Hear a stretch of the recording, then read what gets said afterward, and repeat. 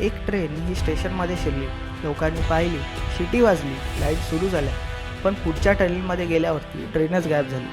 नमस्कार मित्रांनो, आज आपण भारतातील ट्रान्सपोर्ट हिस्ट्रीमधील सर्वात बिगेस्ट डॉक्युमेंटरी मिस्ट्री ही पाहणार आहोत. तुमचं स्वागत आहे मिस्टेरियस मराठीवरती. एक ट्रेन जी सगळ्यात समोर स्टेशनमध्ये गेली, पण टनेलच्या दुसऱ्या बाजूला काही दिसलीच नाही. कोलकाता मोहितनगरजवळ एक मालगाडी रात्री 2:30 वाजता येते.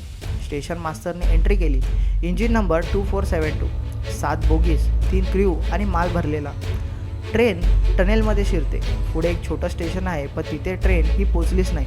नेक्स्ट स्टेशनने रेडिओवरती रिप्लाय केलं की आज कोणतीही ट्रेन ही आलेली नाही. इंजिन 1 मिनिटात व्हॅनिश. सकाळपर्यंत navy, CID, police, railway board engineer सगळे जमा झाले. टनेल तपासला. No accident mark, no break marks, no explosion आणि काही पडलेला मालसुद्धा नाही.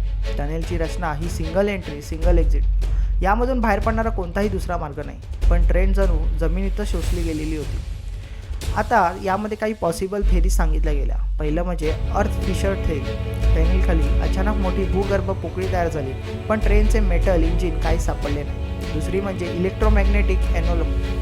काही वैज्ञानिक सांगतात की त्या परिसरामध्ये प्रचंड इलेक्ट्रोमॅग्नेटिक फील्ड ही आहे, ज्यामुळे इंजिनिअरिंग रीडिंग्स फेल होऊ शकतात. पण ट्रेन गायब हे कसं होऊ शकतं? तिसरं म्हणजे डायमेन्शनल स्लिप थेरी.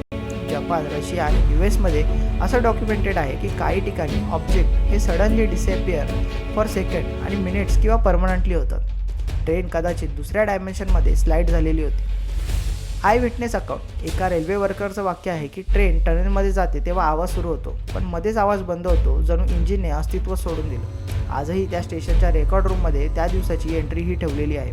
ट्रेन 60 वर्षापासून गायब आहे. इंजिन, बोगीज, माल, क्र्यू सगळं. रेल्वेनेही ही फाईल अनसॉल्वमधून बंदच केलेली आहे.